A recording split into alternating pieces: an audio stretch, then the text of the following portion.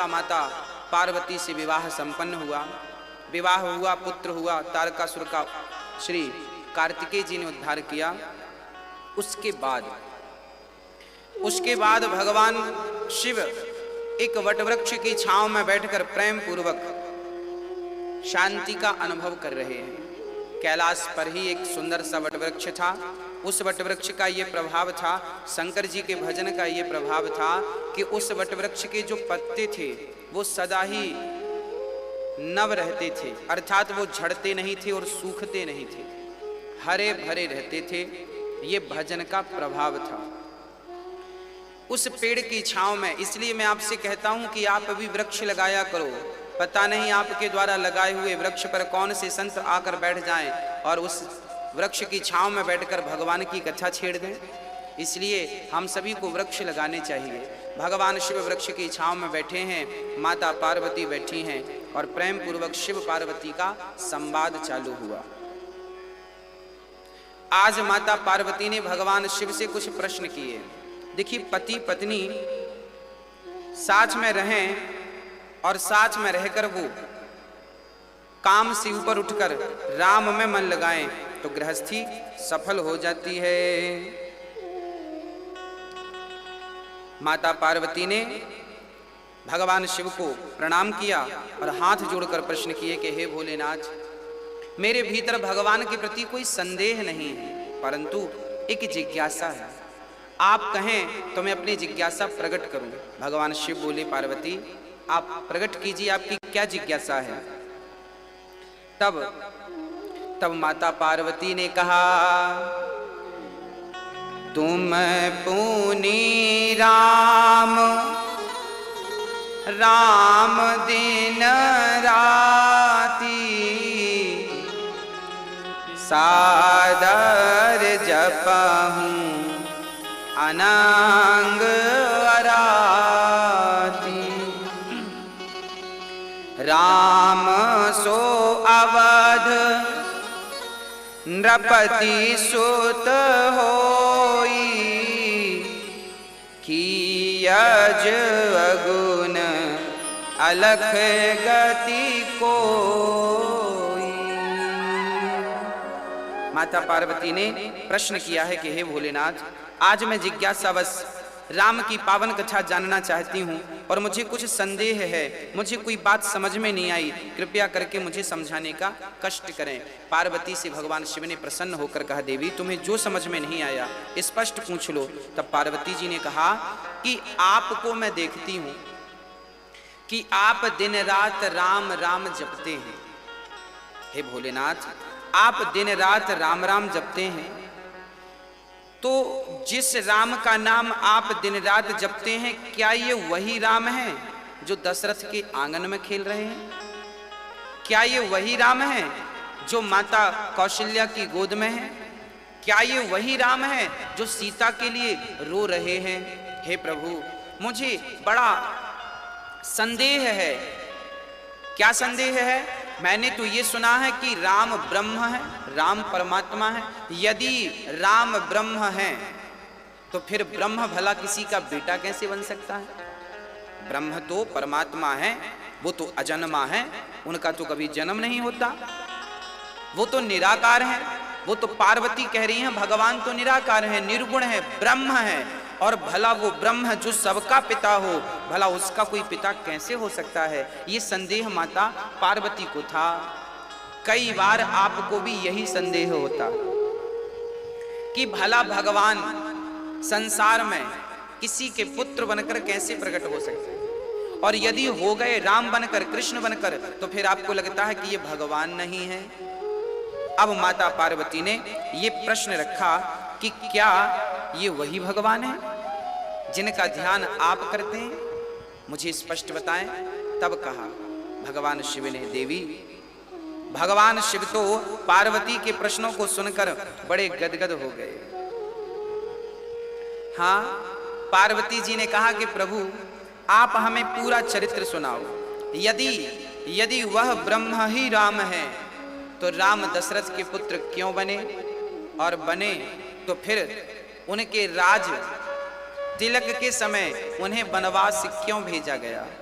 वनवास गए तो फिर वहां रावण सीता को क्यों चुराया। ये सारी कथा एक के बाद एक माता पार्वती ने पूछना स्टार्ट कर दिया और बड़े प्रेम से शंकर जी माता पार्वती के द्वारा पूछे हुए प्रश्न पर बड़े प्रसन्न हो रहे हैं। प्रसन्न होकर भगवान शिव ने माता पार्वती को धन्यवाद दिया। वाह देवी, आपने तो आज भगवान की कथा का प्रसंग पूछकर आज मुझे कृतार्थ कर दिया। भगवान शिव की आंखों में अश्रु आ गए, अर्थात जिससे आप प्रेम करते हैं उसके बारे में कोई बात छेड़ देना तो शरीर रोमांचित हो जाता है।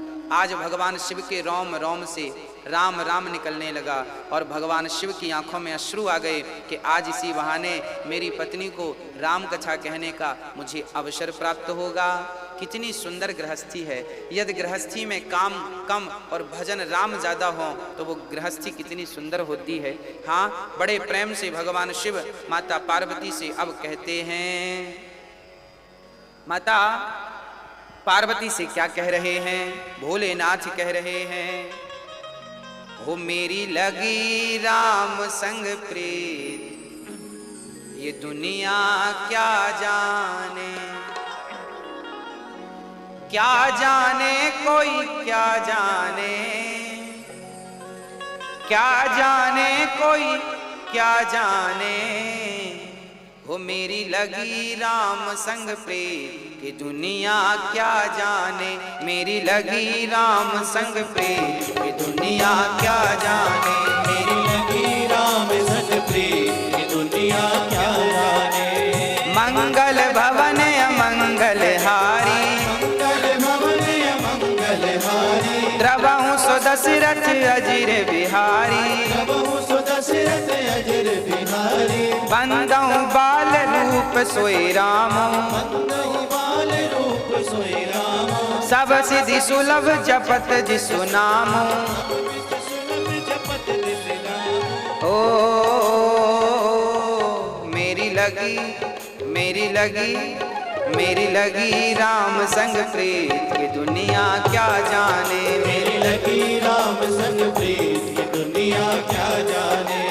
लगी श्याम संग प्रीत, ये दुनिया क्या जाने, मेरी लगी राम संग प्रीत, ये दुनिया क्या जाने। मंगल भवन अमंगल हारी, मंगल भवन अमंगल हारी, द्रवहु सो दशरथ अजिर बिहारी, प्रभु सो दशरथ अजर बिहारी, करि प्रणाम राम ही त्रिपुरारी, हरि प्रणाम राम ही त्रिपुरारी, हरसि सुधा सम गिरा उचारी, हरस सुधा सम गिरा उचारी। ओ मेरी लगी मेरी लगी मेरी लगी राम से प्रीत, ये दुनिया क्या जाने, मेरी लगी राम से प्रीत, ये दुनिया क्या जाने। मेरी लगी राम संग प्रीत, ये दुनिया क्या जाने, मेरी लगी राम संग प्रीत, ये दुनिया क्या जाने। मेरी लगी राम संग प्रीत, ये दुनिया क्या जाने। मंगल भवन अमंगल हारी, द्रवहु सो दशरथ अजिर बिहारी। भगवान शिव ने भगवान राम को प्रणाम किया। क्या कहा? बोले मंगल भवन मंगल हारी, द्रवहु सो दशरथ अजिर बिहारी। बंदहु बाल रूप सोई राम, सब विधि सुलभ जपत जिसु नाम। भगवान शिव कह रहे हैं कि राम तो मंगल भवन है, अर्थात मंगल की खान श्री राम जी हैं। ऐसे राम को हम प्रणाम करते हैं, जिसका नाम जपने मात्र से सब सिद्धियां सहज में प्राप्त होती हैं, जो अमंगल का नाश करने वाले हैं, जो दशरथ के आंगन में खेलने वाले राम हैं, वो राम मुझ पर कृपा करें। आप सभी लोग जब नया घर बनवाएं तो अपने घर पर यदि आपने ये वाली चौपाई लिखवा दी, घर के द्वार पर, बाहर जहां पर बाउंड्री पर जहां भी जगह हो, बढ़िया पेंटर को बुलाइए और ये चौपाई लिखवाइए, मंगल भवन अमंगल हारी, द्रवऊ सुदशरथ अजीर विहारी। जिस घर के द्वार पर ये चौपाई होती है उस घर में सदा मंगल ही मंगल होता है, अमंगल की संभावना उस घर पर कभी नहीं होती। इसलिए आप अपने घर पर कुत्तों से सावधान मत लिखवाइए, मंगल भवन अमंगल हारी लिखवाइए। जो राम मंगल के भवन हैं, ऐसे मंगल भगवान को, राम को श्री शिव जी प्रणाम करते हैं। और प्रणाम करके कहा, धन्य धन्य गिरिराज कुमारी, तुम समान नहीं को उपकारी। धन्य हैं आप, आपके जैसा कोई उपकार करने वाला मुझ पर नहीं है, इसलिए आपकी जय हो। भगवान शिव माता पार्वती से कह रहे हैं, देखो देवी, आपने बड़ा उत्तम प्रश्न किया है, सारी कथा राम जी की आपने पूछ ली है, अब मैं आपको सविस्तार सारी कथाएं सुनाता हूँ। कहते हैं, जिनके कान भगवान की कथा नहीं सुनते वो कान व्यर्थ है। जिन हरि कथा सुनहि नहीं काना, श्रवण रंध्र वही भवन समाना। जिनके कान कथा नहीं सुनते, इनके कान केवल सर्प के बिल, चूहे के बिल समान हैं और कोई काम नहीं। इसलिए कहते हैं ना, भगवान ने कान दिए हैं तो कथाएं सुनने लग जाइए। कान से जब कथा प्रवेश करती है ना, तो हृदय में जो पापों की मैल जमी है वो पापों की मैल समाप्त हो जाती है। हाँ, और कहा, शंकर जी कहते हैं, देवी, जिनके कान कथा नहीं सुनते इनके कान व्यर्थ हैं। जिनकी आंख संत का दर्शन नहीं करती और मेरे बिहारी जी का, मेरे राम का दर्शन नहीं करती, इन आंखों को तो केवल मोर पंख में जो आंख बनी होती है ना, आपने मोर पंख में भी एक आंख देखी होगी, बनी रहती है। जो व्यक्ति संतों का दर्शन इन आंखों से और भगवान का दर्शन इन आंखों से नहीं करता, उनकी आंखें मोर के पंख जैसी हैं। सुंदर तो हैं पर हैं किसी काम की नहीं, व्यर्थ हैं वो आंखें। हाँ, और कहा कि भगवान शिव कहते हैं, जो सिर चरणों में झुकता नहीं है, गुरुजनों के, माता पिता के, भगवान के चरणों में जो सिर नहीं झुकता वो केवल तुम्बा के समान है। तुम्बा का कमंडल, लौकी जानते हैं, एक कड़वी लौकी होती है जिसका कमंडल संत बनाते हैं। हाँ, बस लटकी रहती है लौकी, पेड़ पर लटकी रहती है वो।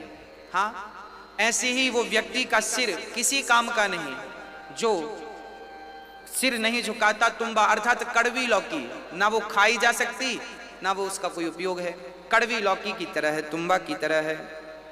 और कहते हैं शंकर जी, जिन हरि भगति हृदय नहीं आनी, जीवत सब समान ते प्राणी। जिस व्यक्ति के हृदय में भगवत, ये शंकर जी कह रहे हैं, ये राम कथा में भगवान शिव कह रहे हैं, जिसके हृदय में प्रेम नहीं है, भगवान के प्रति भक्ति नहीं है, वो व्यक्ति मरा हुआ समझिएगा। हाँ, जिंदा उसी को मानिएगा जिसके अंदर भगवत प्रेम है, जिंदा उसी को मानिएगा जिसके अंदर भगवत भक्ति है। जिसके अंदर भक्ति का संचार नहीं है, भक्ति अभी जन्म नहीं लिए जिसके हृदय में, समझिएगा कि वो व्यक्ति चलता फिरता मुर्दा है। एक गांव में एक महात्मा जी पहुंचे। वो महात्मा जी गांव के बाहर शमशान था, वहीं रुक गए। शमशान पर उन्होंने देखा कि सारे चबूतरे बना रखे हैं।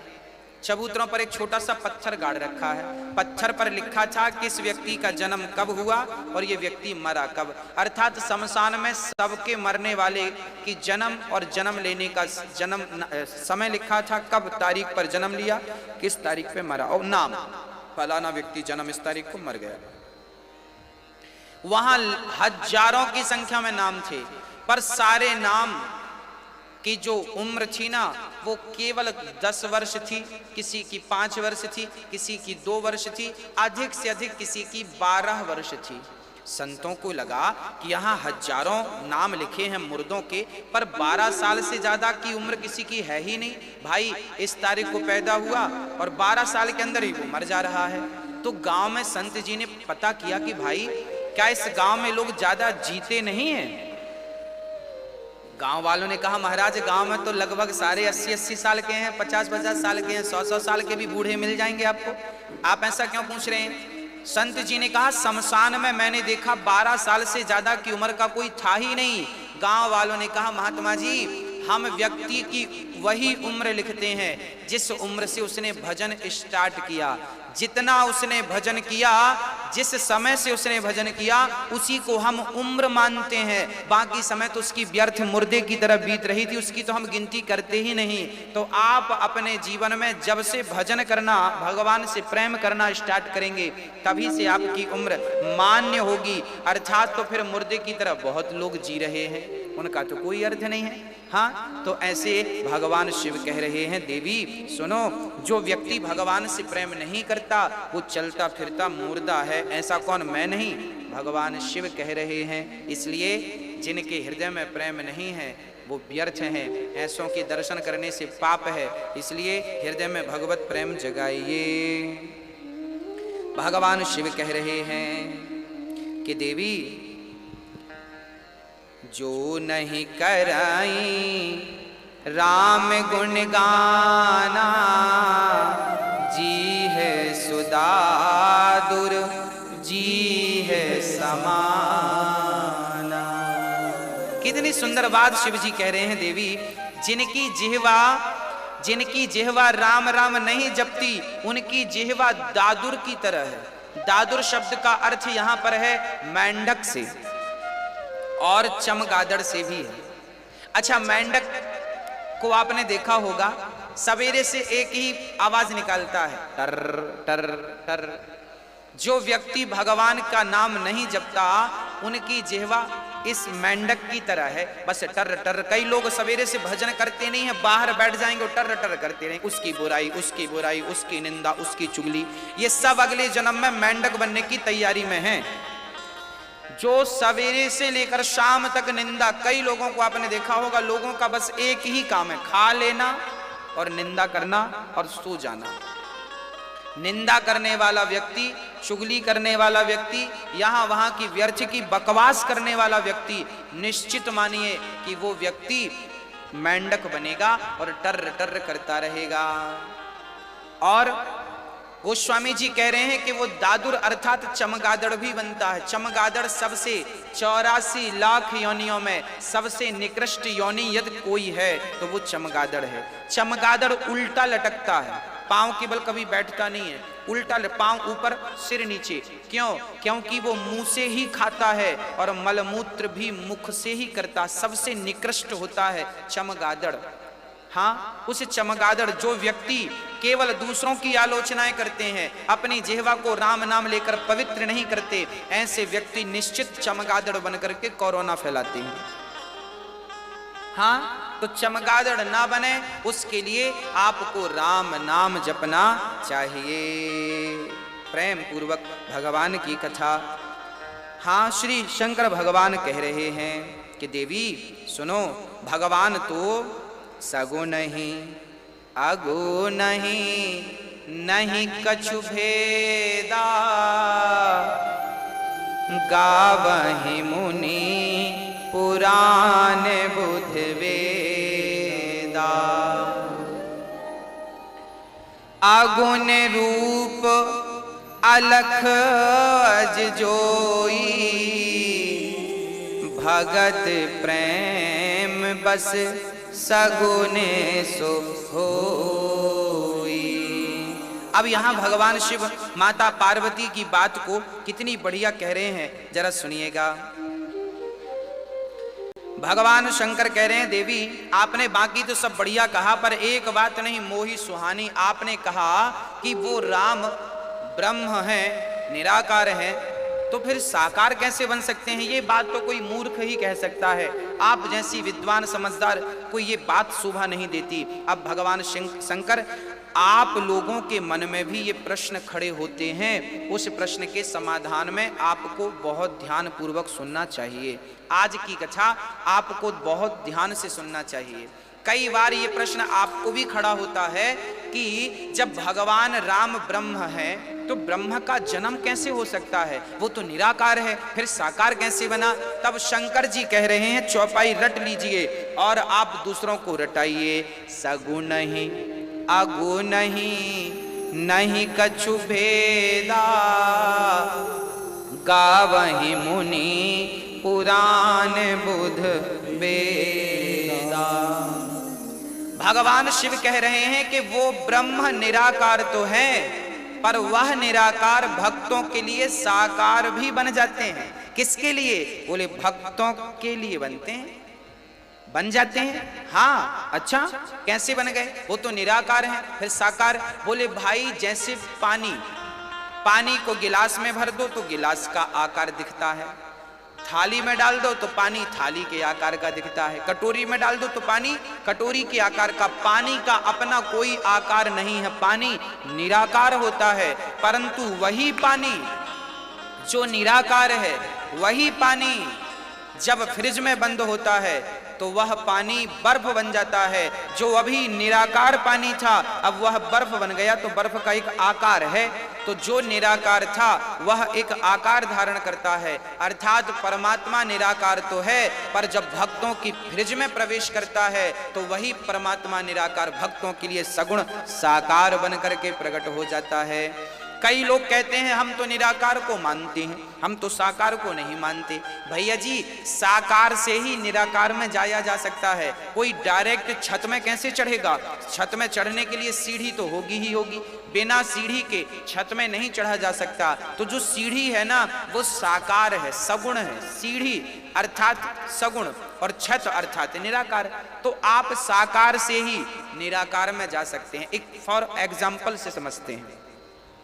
आपकी माँ, यदि मैं आपसे कहूं कि अपनी माँ का जरा ध्यान करो, आपकी माँ के गाल कैसे हैं, आपकी माँ की आंख कैसी है, आपकी माँ की सूरत कैसी है, यदि आप आंख बंद करके अभी अपनी माँ का ध्यान करेंगे ना तो आपके अंदर आपकी माँ की मूरत आ जाएगी, सूरत आ जाएगी। ऐसी मेरी माँ है।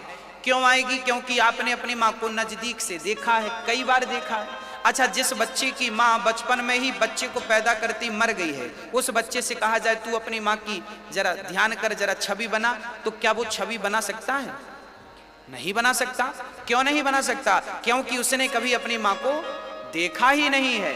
तो देखा ही नहीं है तो छवि क्या बनाएगा? उसी प्रकार जैसे माँ को आपने देखा है तो फिर माँ के ना रहने पर भी उसकी आकृति बनाई जा सकती है, पर नहीं देखा तो नहीं बनाई जा सकती। उसी प्रकार परमात्मा तो निराकार हैं, पर वो साकार बनकर इसलिए आते हैं ताकि भक्त मेरी आकृति अपने हृदय में बना सकें।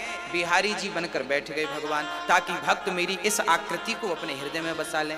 हाँ, वो जगन्नाथ बनकर बैठ गए ताकि भक्त इस आकृति को हृदय में बसा लें और इसी का चिंतन करते रहें, ताकि इससे उनका कल्याण हो जाए। जैसे पहली के विद्यार्थी को, KG1 के विद्यार्थी को लिखकर बताना पड़ता है ये का है, का कैसा होता है, लिखकर बताओगे तब तो बच्चे की खोपड़ी में जाएगा। अच्छा, ये का ऐसा होता है, खा ऐसा होता है, का ऐसा होता है, लिखकर नहीं बताओगे तो बच्चा कैसे समझेगा? जैसे बच्चे को लिखकर बताना पड़ता है, एक बार वो समझ गया तो फिर लिखने की जरूरत नहीं है। मैंने कहा का तो आपके अंदर का की आकृति बन गई, मैंने कहा खा तो आपके अंदर खा की आकृति बन गई। उसी प्रकार जैसे बच्चे को, पहली के बच्चे को कोई भी चीज आपको लिख के बतानी ही पड़ेगी, उसी प्रकार भक्ति की पढ़ाई जब आप करोगे तो वहां सगुण की जरूरत पड़ेगी ही पड़ेगी, तब तो आकृति बनेगी राम की और कृष्ण की। बिना उस आकृति के उसे निराकार में कैसे मन लगेगा? तो साकार से ही आप निराकार में जा सकते हैं। इसलिए भगवान शिव कह रहे हैं कि सगुण ही अगुण ही नहीं कछु भेदा। कोई भेद नहीं है सगुण में और निर्गुण में, कोई ये हम नहीं, शंकर जी कह रहे हैं। जो व्यक्ति भगवान के साकार और निराकार में भेद करता है वो व्यक्ति बड़ा पापी होता है, कोई भेद ना करो। कई लोग ऐसे हैं निराकार को मानते हैं तो कई लोग कहते हैं हम मूर्ति पूजा नहीं करते। हमारे भारत में कई लोग ये कहने वाले मिल जाते हैं कि महाराज हम मूर्ति पूजा नहीं करते, मूर्ति पूजा नहीं करते। वाह, तो फिर अपनी माँ की तस्वीर कमरे में क्यों लगा रखी है? फिर अपने दादा परदादाओं की चित्र कमरे में क्यों लगा रखे हैं? मूर्ति पूजा तो तुम नहीं करते। तो भगवान की मूर्ति से विरोध है और माँ की मूर्ति से प्यार है। अरे भाई, मूर्ति तो मूर्ति होती है, किसी की भी हो। एक बार स्वामी विवेकानंद जी से किसी ने कहा कि मैं मूर्ति की पूजा नहीं करता और मैं मूर्ति को नहीं मानता। एक राजा ने स्वामी विवेकानंद जी से कहा कि मैं मूर्ति पूजा नहीं करता और मैं मानता भी नहीं हूं। स्वामी जी बोले बढ़िया है, आप मत मानिए, कौन कह रहा है? तभी स्वामी जी ने देखा कि उस राजा के दरबार में राजा के पिता का चित्र लगा था, जो कि पहले वो राजा थे। हाँ, राजा विवेकानंद जी ने राजा से कहा, राजा साहब ये चित्र किसका है? राजा ने कहा ये मेरे पिता का चित्र है और ये पहले राजा थे, इन्होंने मुझे राजगद्दी दी है। तब सैनिकों को विवेकानंद जी ने कहा जरा ये राजा की तस्वीर निकालिएगा। तस्वीर निकाली गई। स्वामी विवेकानंद जी ने कहा जमीन पर रखो। जमीन पर रख दी गई। स्वामी जी अब क्या करते हैं, उस तस्वीर के ऊपर थूकने लगते हैं। थूक दिया और लातों से कुचलना शुरू। अब राजा को बड़ा क्रोध, ए विवेकानंद जी क्या कर रहे हैं आप? मेरे पिता का अपमान कर रहे हैं। स्वामी विवेकानंद जी बोले ये तुम्हारे पिता हैं, ये तो तस्वीर है, ना तो ये बोल सकती है ना तो ये सुन सकती है। अब ये सुन नहीं सकती, बोल नहीं सकती, देख नहीं सकती, तो ये तुम्हारे बाप कैसे हो गए?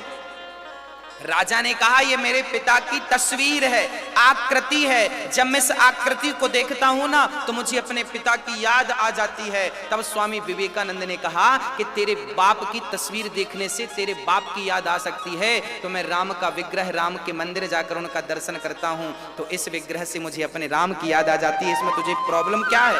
तू कहता है मैं मूर्ति पूजा नहीं करता, खुद भगवान आप अपने बाप की तस्वीर लगाते हैं ताकि उनको देखने से आपके पिता का स्मरण हो जाए, और भगवान की मूर्ति का विरोध करते हैं। जैसे आप अपने बुजुर्गों की तस्वीर देखकर उन्हें स्मरण कर लेते हैं, ऐसे मंदिर में जब हम बिहारी जी का दर्शन करते हैं तो बिहारी जी के इस रूप को देख करके बिहारी जी की उस कल्पना को हम करते हैं जो बिहारी जी माँ यशोदा की गोद में खेल रहे हैं, जो श्याम सुंदर माँ यशोदा के आंगन में खेल रहे हैं। हम राम के मंदिर जाकर राम का चित्र देखते हैं तो राम के चित्र से हमें वो राम दिखाई पड़ जाते हैं जो दशरथ के आंगन में खेलते हैं, जो कौशल्या की गोद में जाकर दूध पीते हैं, जो राम दशरथ जी के साथ आंख में चौनी का खेल खेलते हैं। इन राम को देखकर उन राम की याद आ गई। जैसे आपने अपने पिता की तस्वीर देखी तो आपके अपने असली पिता की याद आ गई, ऐसे राम के मंदिर में राम का चित्र, राम का दर्शन, राम का विग्रह देखते हैं तो राम का स्मरण हो आता है। तो राम सगुण है और निर्गुण है, ये तो कोई भेद नहीं है, सगुण है और निर्गुण है, साकार भी है निराकार भी है। परंतु लोग ये कहते हैं ना मैं मूर्ति पूजा नहीं करता। अच्छा, जो लोग मूर्ति पूजा नहीं करते या जो मूर्ति पूजा में बिलीव नहीं करते, इन लोगों के घर जाकर देखना, इन्होंने भी अपने शादी के एल्बम बना रखे होंगे। हाँ, जो लोग ये कहते हैं कि हम मूर्ति नहीं मानते, हम मूर्ति की पूजा नहीं करते, वो अपनी शादी का एल्बम बना के रखे होंगे, समय समय पर देखते रहते होंगे। भाई वो भी तो तस्वीर है, तुम तो मूर्ति पूजा नहीं मानते, अपनी फोटो देख रहे हो, पर भगवान की फोटो से तुम्हें प्रॉब्लम है। अब बताइए, यदि तुम अपनी शादी का एल्बम देख सकते हो, अपनी तस्वीर देख सकते हो, तो हम राम का चित्र देख रहे हैं, इसमें क्या प्रॉब्लम है भाई? क्या दिक्कत है? राम को हम विग्रह, राम का विग्रह बनाकर हम उनकी पूजा कर रहे हैं, क्या दिक्कत है?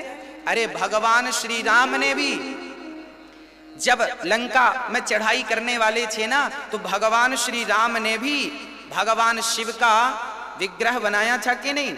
शिवलिंग बनाया था जिसे हम रामेश्वरम कहते हैं। अरे भगवान राम तो चाहते तो कण कण में भगवान का दर्शन कर लेते, पर वो भगवान भी सगुण की पूजा करते हैं। राम जी कहते हैं कि सगुण उपासक परहित निरत नीति दृढ़ नेम, ते नर प्राण समान मम जिनके द्विज पर प्रेम। तो आपके अंदर कभी ये भाव आए कि आप भगवान को ना मान रहे हैं मूर्ति को? मैं ये नहीं कहता कि निराकार को मत मानिए भाई, जब साकार को मानने लगेंगे तो आप निराकार में अपने आप पहुंच जाएंगे। काखा गाघा का एक बार बोध हो गया तो फिर वो तो बोध हमेशा के लिए हो जाएगा। हाँ, तो सगुण से निर्गुण की ओर जाया जा सकता है। निराकार में रहकर सगुण का विरोध मत कीजिए, नहीं तो पाप लगेगा। शंकर जी कह रहे हैं, देखो देवी भगवान कितने सुंदर हैं और इनका कितना सुंदर स्वरूप है। ये वही ब्रह्म है जो भगवान के बारे में लिख रहे हैं कि देवी क्या होता है भक्तों, आप सभी लोग एक प्रैक्टिकल करके देखो। अपनी एक उंगली अपनी आंख के यहां पे लगाओ, यहां पे, और जरा आंख पर दबाओ यूं। जब आप अपनी उंगली आंख पर हल्का सा दबाएंगे ना तो सामने आपको एक व्यक्ति से तुरंत दो हो जाएंगे। आप करके देख लीजिए प्रैक्टिकल। आप अपनी आंख को यहां पे हल्का सा दबाइए, ये देखिए, आप हल्का सा दबाएंगे तो आपको एक व्यक्ति से तुरंत दो दिख जाएंगे। जैसे आंख के यहां पर दबाने से एक व्यक्ति का दो दिख जाता है, दिखता है ना, प्रैक्टिकल करके देख लीजिए, दिखेगा। उसी प्रकार वह परमात्मा है तो एक ही, वह एक ही नारायण है, पर वह एक ही अनेक रूप में दिखाई पड़ते हैं। हाँ, एक ही अनेक रूप में दिखाई पड़ जाते हैं। जैसे आंख पर उंगली लगाने से चंद्रमा को देखो तो दो चंद्रमा दिखाई पड़ते हैं, चंद्रमा है तो एक पर दिखने दो लगते हैं। ऐसे ही परमात्मा मेरे राम तो एक ही है, पर वह दो तीन दिखने लगते हैं। एक राम दशरथ के बेटे, एक राम दशरथ का बेटा, एक राम घट घट में लेटा, एक राम पर ब्रह्म, मतलब वह एक ही अनेक रूपों में दिखने लग जाते हैं। तो उन्हें अलग अलग समझने की गलती बिल्कुल मत करना। ये वही राम है जो बिनु पग चलहि सुनहि बिनु काना, कर बिनु कर्म करहि विधि नाना। बिनु पग चलहि सुनहि बिनु काना, कर बिनु कर्म करहि विधि नाना। ये परमात्मा वह राम है जो बिना पांव के चलते हैं, बिना हाथ के काम करते हैं, बिना कानों के सुन लेते हैं। अच्छा, बिना कानों के भगवान ने कहाँ सुन लिया? बोले जब बाली के यहाँ तारा ने समझाया बाली को कि राम तो भगवान है, पंगा मत लो। और बाली फिर भी युद्ध करने सुग्रीव से आया। जब राम ने बाली को पछाड़ दिया तो बाली से राम ने कहा था, क्यों? तेरी पत्नी ने समझाया था पर तू सुना नहीं। अब बाली चक्कर में पड़ गया कि मेरी पत्नी ने तो कमरे में बताया था, इन्हें कैसे पता चल गया? तब ये बात स्पष्ट हो गई कि ये भगवान है। ये कमरे के भीतर आप जो बात कर रहे हैं, अरे बात तो छोड़ दो, आप प्रेजेंट में जो सोच रहे हैं, आप जो सोच रहे हैं वो भी मेरे राम सुन रहे हैं। ऐसे उनके कान हैं, जो सोच रहे हैं हम वो भी सुन रहे हैं। तो बिनु पग चलहि। अच्छा, बिना पांव के कहां चल गए भगवान? बिना पांव के कहां चलते हैं भगवान?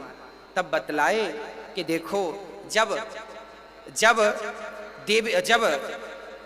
द्रौपदी मां ने भगवान को बुलाया, द्रौपदी ने कहा प्रभु मेरी लाज लुट रही है, आओ। तब भगवान द्वारिका में थे, दिल्ली में लाज लुट रही द्रौपदी की और भगवान द्वारिका में, लगभग 1500 किलोमीटर की दूरी पर प्रेम से द्रौपदी ने बुलाया। तो बिना पांव वाला भी इतनी तेज चलता क्या? अब बताओ, शरीर में एक ही कपड़ा था द्रौपदी के और वो भी आधी साड़ी खिंच गई थी। अब आधी और उतरने में भला टाइम कितना लगता? पर उसके पहले भगवान आ गए और द्रौपदी का समय से वस्त्र बढ़ा दिया। इसका तात्पर्य यह है कि भगवान बिना पांव के चल सकते हैं। ये सामर्थ्यता भगवान को। बिनु पग चलहि सुनहि बिनु काना, कर बिनु कर्म। बिना हाथ के काम कर देते हैं मेरे राम, बिना हाथ लगाए काम कर देते हैं। क्या काम कर दिया? बोले बिना हाथ लगाए द्रौपदी का चीर बढ़ा दिया। हाथ कहां लगाया? किसी को दिखाई थोड़ी पड़े थे भगवान। तो बिना हाथ लगाए द्रौपदी का चीर बढ़ा दिया। तो बिनु पग चलहि सुनहि बिनु काना, कर बिनु कर में करहि विधि नाना। हाँ, इस प्रकार भगवान की भगवत्ता को श्री शंकर जी प्रकट कर रहे हैं। तब माता पार्वती ने प्रश्न किया कि गुरुदेव अब ये बताइए प्रभु कि भगवान अवतार राम बनकर, वह ब्रह्म को राम बनकर आने की क्या जरूरत आन पड़ी? परमात्मा को राम बन के आने की क्या जरूरत आन पड़ी? तब भगवान शिव कहते हैं, हाँ भगवान शिव कहते हैं, क्या कह रहे हैं? जब जब होय। तो शंकर जी क्या कह रहे हैं और जरा किस भाव से कह रहे हैं जरा समझिएगा। धर्म की हानि क्या है वो समझिएगा। एक धोबी था, धोबी अपने गधे को चराने ले जाता था। धोबी के पास एक पालतू गधा था। धोबी जी अपने गधे को जंगल ले जाया करते थे। एक दिन क्या हुआ, धोबी जंगल से लौट रहे थे तो रास्ते में एक बहुत बड़ा हीरा धोबी को मिल गया। हीरा बड़ा चमकदार था। धोबी को लगा कि ये चमकने वाला कोई पत्थर है। अब धोबी को पत्थर अच्छा लगा तो उसने क्या किया कि उसने रस्सी में उस पत्थर को बांधकर गधे के गले पे डाल दिया। धोबी को लगा कि ये तो चमकीला पत्थर है, अच्छा लग रहा, तो गधे के गले पे डाला। और जब गधे को नहलाए तो गधे को साबुन लगा के उसी पत्थर से वो गधे को घिसे। वो हीरा था जिसकी कीमत बाजार में करोड़ों रुपए थी, परंतु धोबी को केवल ज्ञान ना होने के कारण धोबी उस हीरे से क्या करता, गधे को घिसता। एक जौहरी बाजू से निकला। जौहरी की दृष्टि पड़ी, वाह ये तो हीरा है। जौहरी ने मन में विचार किया कि यदि हमने कह दिया कि ये हीरा है तो अभी धोबी इसकी कीमत बढ़ा देगा। इसलिए जौहरी ने बड़ी चतुराई से कहा, ए भाई ये तुम्हारा चमकीला पत्थर हमें बड़ा पसंद आया, क्या तुम इसे 1 रुपए में दोगे?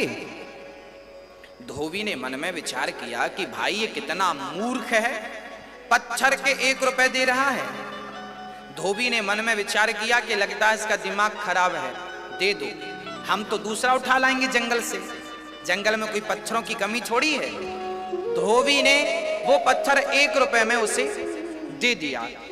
अब वो हीरा जैसे ही जौहरी के हाथ में आया, वैसे ही जौहरी के हाथ में आते ही वो हीरा टुकड़े टुकड़े हो गया, टूट गया।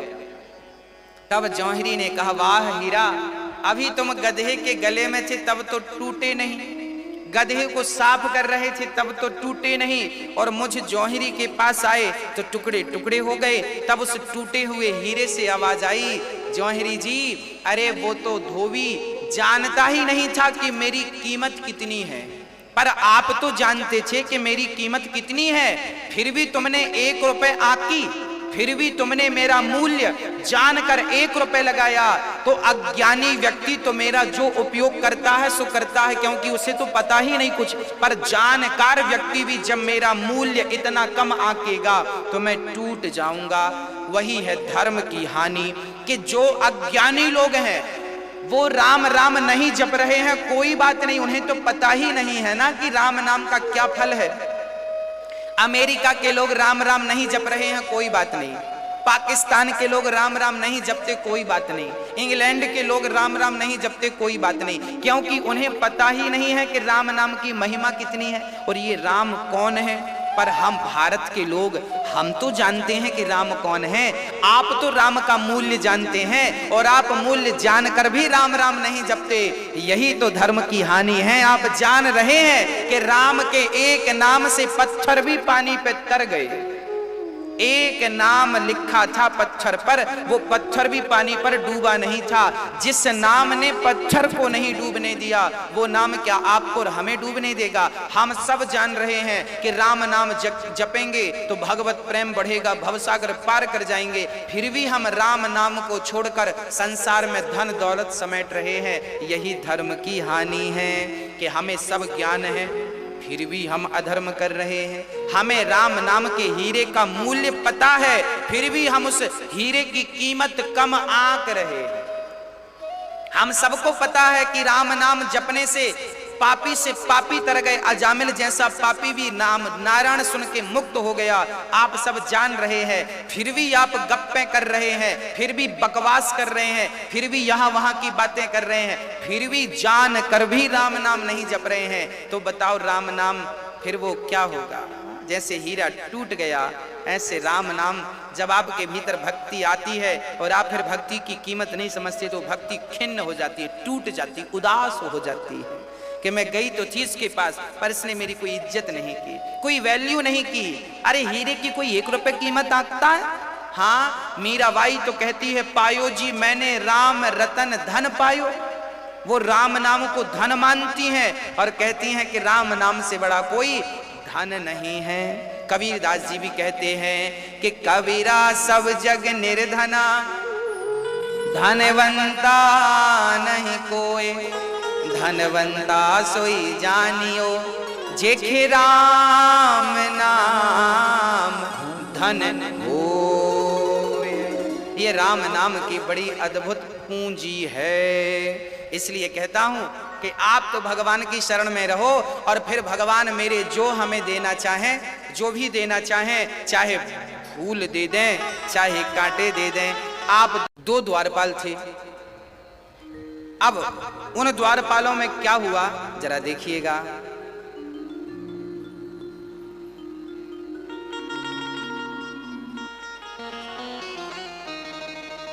हाँ, द्वारपाल हरि के प्रिय दो, जय अरु विजय जान सबको, जन्म एक दुई कहूँ बखानी, सावधान सुनो सुमति भवानी। द्वारपाल जय और विजय, एक बार जय विजय द्वारपाल बनकर खड़े थे, लक्ष्मी नारायण अंदर थी, द्वारपाल बने खड़े थे। तभी सनकादि आए, सनक सनंदन सनातन सनत कुमार, 4 ऋषि आए। इन चारों ऋषियों ने भगवान का दर्शन करना चाहा, परंतु द्वारपाल ने रोक दिया, खबरदार अंदर मत जाना। संतों ने कहा, क्या तुम्हें पता है तुम क्या कर रहे हो? जय विजय बोले, हमें सब पता है, रोज रोज आ जाते हो दर्शन करने, चलो। कहते हैं मालिक से ज्यादा उनका पिए अपनी में रहता है। हाँ, मालिक तो कुछ नहीं कहता, पर ये ज्यादा बोलते हैं। जय विजय ने उद्दंडता की, दुष्टता दिखाई, संतों का अपमान किया। अरे भाई, भक्त को भगवान से मिलने में कोई रोक कैसे सकता है? जय विजय ने रोका, तब उन्हें संतों ने श्राप दे दिया, जाओ तुम राक्षस हो जाओ। तो भगवान के द्वारपाल जय और विजय को सनकादियों ने श्राप देकर राक्षस बनाया। बोले उन्होंने 3 बार कहा, हमें जाने दो, हमें जाने दो, नहीं जाने दिया, तो कहा 3 जन्म तक तुम राक्षस बनो। वही जय विजय एक जन्म में हिरण्याक्ष और हिरण्यकश्यपु बने। हिरण्याक्ष को 12 भगवान ने, हिरण्यकश्यपु को नरसिंह भगवान ने तारा। दूसरे कल्प में, दूसरी बार में ये रावण और कुंभकर्ण बने जय विजय। इन्हें मारने भगवान को अवतार लेकर आना पड़ा, इनके लिए भगवान को अवतार लेना पड़ा। और चौथी बार जैसे श्राप दिया संतों ने, भगवान नारायण अंदर से निकलकर बाहर आए और संतों से क्षमा मांगी, प्रभु मेरे द्वारपालों ने अपराध कर दिया है। यदि आपका कोई दास, आपका नौकर चाकर कोई गलती करता है तो वो गलती उसकी नहीं, मालिक की मानी जाएगी। हाँ, तो भगवान शिव ने अपनी, भगवान नारायण ने अपनी गलती स्वीकार की, क्षमा करना प्रभु, इनके कारण आपको विघ्न हुआ। अब जय विजय चरणों में गिर पड़े, महाराज देखो हमें तो इन्होंने राक्षस बनने का श्राप दे दिया। तब भगवान नारायण बोले कि तुम 3 बार अवतार लोगे, हम तुम्हें उद्धार करने के लिए 4 बार अवतार लेंगे। एक बार हिरण्याक्ष को मारने, 12 भगवान, हिरण्यकश्यपु को मारने नरसिंह भगवान, रावण कुंभकर्ण को मारने राम भगवान, और फिर वही जय विजय शिशुपाल और दंतवक्र बने। शिशुपाल और दंतवक्र जिन्हें भगवान कृष्ण ने मारा। तो 3 अवतार यदि भक्त ने लिए हैं तो भगवान ने 4 बार अवतार लेकर अपने भक्त का उद्धार किया। तो एक बार पार्वती जय विजय की गलती के कारण भगवान को नर रूप में राम बनकर आना पड़ा। और एक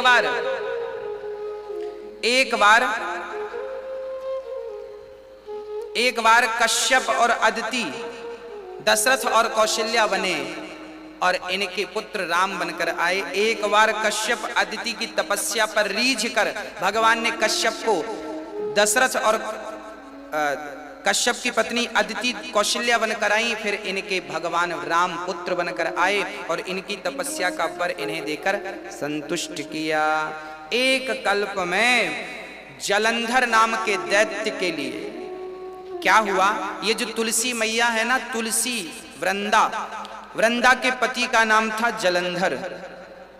जलंधर भगवान शिव से युद्ध कर रहा था और उसकी पत्नी अर्थात वृंदा इतनी पतिव्रता थी कि इनकी पतिव्रता पातिव्रत धर्म के कारण जलंधर मर नहीं रहा था। इतनी शक्ति, कहते हैं पतिव्रता नारी चाहे तो नारायण का सिंहासन भी डुला सकती है। हाँ, पतिव्रता नारी बहुत शक्तिशाली होती, पतिव्रता। तो वृंदा इतनी पतिव्रता थी कि इनके पातिव्रता के कारण जलंधर मर नहीं रहा था। एक दिन क्या हुआ, जलंधर युद्ध करने गया, तब पत्नी बोली कि मैं पूजा करती हूँ, मैं पूजा में बैठी हूँ, आप युद्ध करके जब तक लौट नहीं आएंगे तब तक मैं पूजा से नहीं उठूंगी। और वो ऐसी पूजा कर रही थी कि जब तक वो उठती नहीं तब तक जलंधर मरता नहीं। और युद्ध कर रहे थे भगवान शंकर, तब भगवान नारायण को अब शंकर से युद्ध कर रहे हैं जलंधर और देवताओं को मार रहे हैं। अर्थात ये पतिव्रता तो थी, पर इनकी पतिव्रता की शक्ति का जो जलंधर था ना, वो दुरुपयोग कर रहा था। सदुपयोग करता तो बात तो ठीक थी, पर दुरुपयोग कर रहा था। तब भगवान नारायण को वृंदा का पति बनकर आना पड़ा। जलंधर बनकर भगवान आ गए। अब जलंधर बन के आए तो वृंदा को क्या लगा कि मेरे पति आ गए युद्ध जीत कर, और उसने पूजा छोड़ दी। और जैसे ही पूजा छोड़ी तो वहां भगवान के त्रिशूल से जलंधर का सिर कटा और यहां वृंदा के सामने आकर गिरा।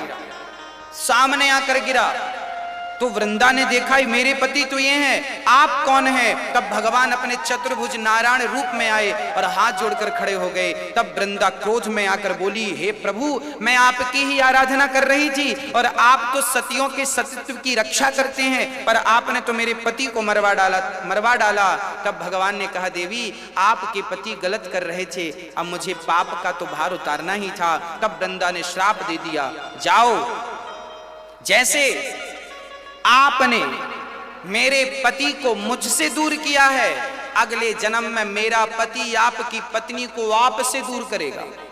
भगवान ने कहा ठीक है। वही जलंधर रावण बना और राम की पत्नी को राम से दूर किया, सीता को चुराकर। ये श्राप था इनका, वृंदा का। और बाद में फिर श्राप दिया दूसरा कि जाओ, तुम्हारा हृदय पाषाण बन गया है, पत्थर दिल बन गया, जो तुमने मेरे पति को मरवा डाला, जाओ तुम पत्थर हो जाओ। तब भगवान पत्थर के तुरंत हो गए। सोचिए, पतिव्रता नारी भगवान को भी पत्थर बनाने की ताकत रखती है। भगवान वृंदा के श्राप से तुरंत भगवान श्री नारायण पत्थर के बन गए। तब सारे देवी देवता आए, वृंदा के हाथ जोड़ने लगे, देवी भगवान को मुक्त कर दो। तब वृंदा ने उन्हें मुक्त किया। तब भगवान शालिग्राम रूप में आए और उसी समय वृंदा जलकर भस्म हो गई और वृंदा की राख से तुलसी का वृक्ष प्रकट हो गया। वृंदा की राख से तुलसी का वृक्ष प्रकट हो गया और वो तुलसी के वृक्ष से पानी गिर रहा था, मानो वृंदा रो रही थी। तब भगवान शालिग्राम ने कहा, देवी चिंता ना करो, तुमने मुझे पति के रूप में पाया है, क्योंकि मैं तुम्हारा पति बनकर आया था ना। वृंदा के सामने भगवान जलंधर बन के आए, तो जलंधर का रूप मतलब भगवान पति के रूप में आए।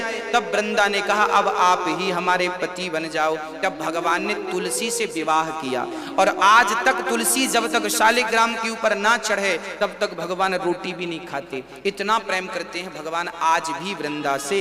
तो आज फिर वृंदा ने कहा कि अब आप हमारे पति बन गए, अब आप हमारे बन गए, अब आज के बाद कोई भी स्त्री आपको स्पर्श ना करे, क्योंकि कल को आप हमें छोड़कर चले जाएंगे तो हम क्या करेंगे। इसलिए स्त्रियों को शालिग्राम की पूजा नहीं करना चाहिए। वृंदा ने कहा था कि आपको कोई स्त्री टच नहीं करनी चाहिए। अब तब भगवान ने कहा था, ठीक है देवी, मैं स्त्रियों की पूजा को आज के बाद स्वीकार नहीं करूंगा। आप स्त्रियां लड्डू गोपाल की पूजा तो कर सकती हैं, लक्ष्मी नारायण की पूजा तो कर सकती हैं, पर शालिग्राम की पूजा, जो शालिग्राम की पूजा है, वो स्त्रियां यदि करती हैं तो उनकी पूजा का कोई फल नहीं मिलता। ऐसा वृंदा ने दबाव बनाया भगवान पर। और फिर पति को तो पत्नी की कुछ बातें माननी ही पड़ती प्रैक्टिकली जिंदगी में, तो भगवान को भी माननी पड़ी। तो आप इसमें भगवान का कोई दोष नहीं है, तो वृंदा का दबाव है। इसलिए स्त्रियों की पूजा शालिग्राम भगवान स्वीकार नहीं करते। इसलिए लोग कहा करते हैं कि स्त्रियों को शालिग्राम की पूजा नहीं करनी चाहिए, इसलिए नहीं करनी चाहिए, कारण ये है। हाँ, अच्छा, अब क्या हुआ, फिर वो तुलसी वृंदावनी है और आज तक एक बार भगवान इनके कारण बने हैं, और भगवान ने राम का अवतार इसलिए धारण किया एक बार। हाँ, एक बार क्या हुआ, एक बार क्या हुआ, भगवान शंकर कह रहे हैं, शंकर जी कह रहे हैं कि सुनो देवी, एक बार नारद जी ने भगवान को श्राप दे दिया, जिसके कारण भगवान को राम बनना पड़ा।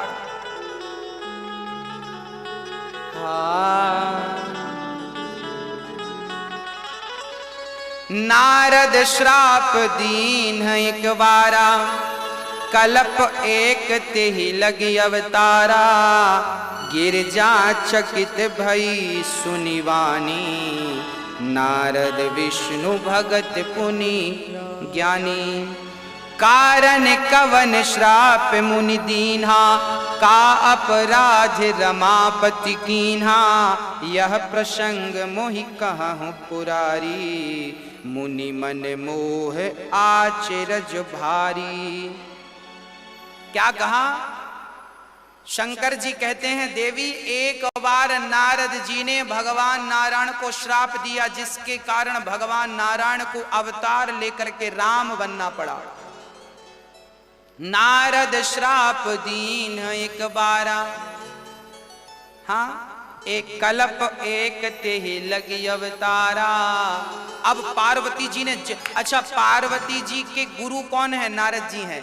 नारद जी ने श्राप दिया, तुरंत पार्वती ने कहा, हे भोलेनाथ, नारद जी तो दिन भर भगवान का नाम जपते हैं, वो तो दिन भर नाम जपते हैं, श्रीमन नारायण नारायण नारायण, श्रीमन नारायण नारायण नारायण, भज मन नारायण नारायण नारायण, भज मन नारायण नारायण नारायण, लक्ष्मी नारायण नारायण नारायण, लक्ष्मी नारायण नारायण नारायण, श्रीमन श्रीमन श्रीमन नारायण नारायण नारायण, श्रीमन नारायण नारायण नारायण। अब क्या हुआ, पार्वती ने कहा, देवी, नारद जी ने श्राप दिया। पार्वती जी ने कहा, हे भोलेनाथ, मेरे गुरु जी ने कोई गलती नहीं की होगी, जरूर भगवान नारायण की कोई गलती होगी। अब देखिए, पार्वती जी अपने गुरु से इतना प्रेम करती हैं नारद जी से, कि नारद जी की गलती थी, फिर भी पार्वती ने नारद जी की गलती को स्वीकार नहीं किया। वो कह रही हैं, का अपराध रमापति कीन्हा। आखिर भगवान नारायण ने ऐसा कौन सा अपराध किया जिसके कारण हमारे गुरु जी को उन्हें श्राप देना पड़ा। तब विस्तार से एक कथा सुनाई। सुनो देवी, एक बार क्या है कि बोले बिहसी महेश तब। ये चौपाई, ये दोहा आप सभी एक बार ध्यान से सुन लें, इससे आपके जीवन के बहुत सारे संशय मिट जाएंगे। कि बोले बिहसी महेश तब, ज्ञानी मूढ़ न कोय। जेहि जस रघुपति करहि जब, सो तस तेहि क्षण होई। पार्वती से शंकर जी ने कहा, देवी नारद जी ज्ञानी हैं, भक्त हैं, इसमें कोई आश्चर्य नहीं है, परंतु भगवान जिसे ज्ञानी बनाना चाहे वो ज्ञानी, और जिसे मूर्ख बनाना चाहे वो मूर्ख। कोई ज्ञानी नहीं है, ज्ञानी मूढ़ ना कोई, ना तो इस सृष्टि में कोई ज्ञानी है ना तो कोई मूर्ख है। फिर बोले जेहि क्षण जस रघुपति करें, भगवान जिसे जैसा करना चाहें तुरंत कर दें। ज्ञानी बनाना चाहें आप तुरंत ज्ञानी बन जाएंगे, मूर्ख बनाना चाहें। कई बार ज्ञानियों के मुख से ऐसी बातें निकल जाती हैं जिनसे उन बातों से उनको कई बार अपमानित होना पड़ता है। क्यों निकल गई? क्योंकि परमात्मा जेहि क्षण जेहि जस करहीं, परमात्मा जिससे जैसा करना चाहें उससे वैसा कर देते हैं। मैं कहूं कि मैं ज्ञानी हूं, मैं कहूं मैं मूर्ख हूं, ना मैं ज्ञानी हूं ना मैं मूर्ख हूं। मेरे राम मुझसे जो कराना चाह रहे हैं वो करा रहे हैं, बस ये समझिए। मैं अपनी मर्जी से कुछ नहीं कर रहा हूं, जो करा रहे हैं कौन करा रहे हैं? राम करा रहे हैं। वृद्ध माओं की सेवा के लिए वृंदावन में प्रकल्प चल रहा है। मेरी माँ यहाँ रहेंगी, ये मैं कर रहा हूँ क्या? नहीं, ये मेरे राम करा रहे हैं, ये मेरे श्याम सुंदर करा, वो करा रहे हैं। उन्होंने मुझे नियुक्त किया, उन्होंने ऊपर से विचार किया होगा कि भाई ये काम कराना है, किससे नियुक्त करें? ठाकुर जी ने हमें नियुक्त किया है कि चलो अब तुम यहाँ पर बूढ़ी बूढ़ी माओं को रखो और उन माओं की चरण सेवा करो, उन माओं का आशीर्वाद लूटो और औरों को भी लगाओ। ठाकुर जी ने हमें निमित्त बनाया, हमने तो संकल्प लिया ही है कि हम अपनी माँ की सेवा करेंगे, पर सच्चाई यह है कि इस कार्य से जितने लोग जुड़ रहे हैं मेरी माँ की सेवा से, उनका भी कल्याण निश्चित होना है, उनका भी कल्याण होना है। हाँ, जैसे एक नदी से एक गंगा मैया से लाखों लोग पानी पी रहे हैं, लाखों लोग अपनी खेती कर रहे हैं, लाखों पशु पक्षी पीकर पानी आनंदित हो रहे हैं। जैसे नर्मदा मैया से लाखों करोड़ों लोग पानी पी रहे हैं। एक शेर को आया हुआ देखकर कुत्ता हड्डी मुंह में दबा के भागता है, उसे लगता है कहीं मेरी हड्डी शेर ना छीन ले। अरे भाई, शेर हड्डी को थोड़ी चबाएगा, पर कुत्ते को तो ऐसे ही लगता है। यहाँ गोस्वामी जी इंद्र को कह रहे हैं ये कुत्ते की तरह इंद्र हो गए। अरे नारद जी तो भगवान के भक्त हैं, उन्हें तो ब्रह्मलोक मिल जाए तो वो ब्रह्मलोक ना लें, तुम्हारे स्वर्ग लोक पर आंख लगाएंगे श्री नारद जी। यहाँ गोस्वामी जी इंद्र को कुत्ते से उपमा कर रहे हैं। जब आप बड़े होकर के छोटी सोच रखते हैं ना, तो आपकी उपमा इन्हीं से दी जा सकती है ना? अच्छा, यहां पर एक दूसरी बात भी है कि क्या होता है कि जब कुत्ता हड्डी को चबाता है ना, तो कुत्ते को लगता है कि हड्डी से रस निकल रहा है, जबकि हड्डी को चबाने में ना कुत्ते के मसूड़े छिल जाते हैं, तो उसी का कुत्ते का खून हड्डी में लगता है और कुत्ता उसी को चाटता है। कुत्ते को लगता है हड्डी से खून निकल रहा है, जबकि निकलता उसी का है। उसी प्रकार हम लोग भी भोगते समय ऐसा महसूस करते हैं कि बड़ा सुख मिल रहा है, हमें संसार में बड़ा आनंद मिल रहा है, परंतु नहीं, आपका ही समय आनंद के रूप में आपको दिख रहा है। आपके पास समय है, या तो भोगों में मन लगा लो या तो भजन में मन लगा लो। इसलिए भोगों में मन न लगाकर आत्म कल्याण में मन, श्री नारद जी ध्यान मग्न है। तब इंद्र ने अप्सराओं को भेज दिया, जाओ जरा नारद जी की समाधि भंग करो। अब अप्सराएं इंद्र की आईं और नारद जी जहां ध्यान लगाए बैठे थे वहां नाचने लगे। उर्वशी इत्यादि बड़ी सुंदर हैं, उर्वशी, रंभा, ये सब आईं और नारद जी के आसपास नाचने लगी। कहीं नारद जी के पास बैठ कर के नारद जी को अपनी ओर आकर्षित, पर नारद जी की ध्यान समाधि इतनी पक्की थी कि अप्सराएं प्रणाम करके चली गईं कि बाबा जी का सत्य डिगा पाना इतना सरल नहीं है। अप्सराएं चली गईं, कामदेव आए, कामदेव चले गए। हाँ, तब नारद जी की समाधि खुली, कामदेव चरणों में गिर पड़े। नारद जी, आप जैसा कोई नहीं है, हाँ क्षमा करिए, आपने काम हमें जीत लिया, आपको अप्सराओं ने जगाना चाहा, पर आपका ध्यान चित्त टूटा नहीं, आपने काम को जीत लिया और आपको हम पर क्रोध नहीं आया, आपने क्रोध को जीत लिया। तब नारद जी ने कहा, जाओ इंद्र से कह देना कि हमें उसके स्वर्ग के सुख की कोई अभिलाषा नहीं है। अर्थात नारद जी ने काम को, क्रोध को और इंद्र के राज्य को भी त्याग दिया, अर्थात सब कुछ जीत लिया नारद जी ने। अच्छा, नारद जी ने जीत तो सब लिया, काम को, क्रोध को, और भजन करने वाला काम को जीत ले, क्रोध को जीत ले, धन दौलत से मन हटा ले, तो कोई आश्चर्य नहीं है, क्योंकि ये उसके भजन का प्रभाव है। हाँ, परंतु गलती क्या हो गई, नारद जी को अहंकार आ गया। नारद जी को लगा, बताओ तो मेरे जैसा कौन होगा भला इस दुनिया में। शंकर भी काम को जीत तो लिए थे, पर बाद में उन्हें कामदेव पर गुस्सा आया था तो तीसरी आंख से भस्म कर दिया। मतलब शंकर जी को शंकर ने काम को जीता पर क्रोध को नहीं। नारद जी बोले, मैंने काम को, क्रोध को दोनों जीत लिया, मतलब मैं शंकर से बड़ा। अब नारद जी अपने आप को बड़ा मानने लग गए, अहंकार जो आ गया। और जब अहंकार आया तो नारद जी अपना गुणगान, अच्छा जो अहंकारी होता है ना, वो भगवान की बातें नहीं करता, अपनी, हमने तो ये किया, हमारे तो इतने बंगले हैं, हमारी तो इतनी जमीन है, हमारा तो ये है, हमारा वो ये नहीं कहता कि भगवान की कथा ऐसी है। राम जी का सुंदर चरित्र आपने सुना, हमने सुना, आनंद आ गया। राम कितने दयालु हैं, राम कितने कृपालु हैं। राम पर कोई बात नहीं किया श्री नारद जी ने, नारायण पर कोई बात नहीं की। अब नारद जी जहां जाएं तो अपनी बात करने लगे, सुनो हमने तो काम को जीत लिया, हमने तो क्रोध को भी, और हमने तो इंद्रासन को भी लात मार दिया। क्या करना हमें भाई, आपने जीत तो सब लिया है, पर ये जीतने का जो अहंकार लिए घूम रहे हो ये भी हानिकारक है।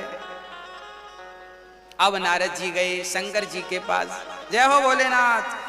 हर बार जाते थे तो भोलेनाथ को बढ़िया से प्रणाम करते थे, इस बार थोड़ा अकड़ में है नारद जी, हम भी तुमसे कम थोड़ी है, हमने भी तो काम को, क्रोध को जीत रखा है। देखो भाई, ज्ञानी मूढ़ ना कोई। हाँ, जब भगवान ज्ञानी बनाते हैं ना तो ज्ञानी बन जाते हैं, और आज भगवान ने हर ली बुद्धि नारद जी की। आज नारद जी अहंकार के वशीभूत हो गए। नारद जी से, शंकर जी से कहा, हमने तो काम को, क्रोध को, सबको, लोभ को भी जीत, हमें तो कोई लोभ भी नहीं है, हम तो जितेंद्रिय हो गए। अच्छा, ऐसा है कि काम को कोई जीत नहीं सकता, परंतु क्या होता है, एक बार किसी सज्जन को डायबिटीज हो गई, डॉक्टर के पास गया, डॉक्टर साहब हमें डायबिटीज हो गई है, गैस की प्रॉब्लम है, क्या करें। डॉक्टर बोले, ये गोली खाओ, ये गोली खाती रहोगी तो बीमारी कंट्रोल रहेगी।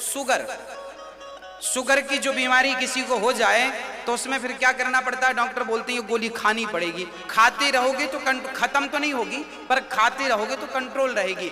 उसी प्रकार यदि सत्संग करते रहे तो काम कंट्रोल में रहेगा, क्रोध कंट्रोल में रहेगा, लोभ कंट्रोल में रहेगा। और सत्संग की दवाई नहीं ली, सब आपा खो बैठेंगे। इसलिए काम को कोई जीत नहीं सकता, क्रोध को कोई जीत नहीं सकता, परंतु सत्संग करते रहो, भगवान से प्रार्थना करते रहो, तो भगवान की कृपा से आपको ये लोग परेशान नहीं कर सकेंगे। कि शंभु दीन उपदेश सहित नहीं नारद ही सुहान, भरद्वाज कौतुक सुनहि सुनहु हरि इच्छा बलवान।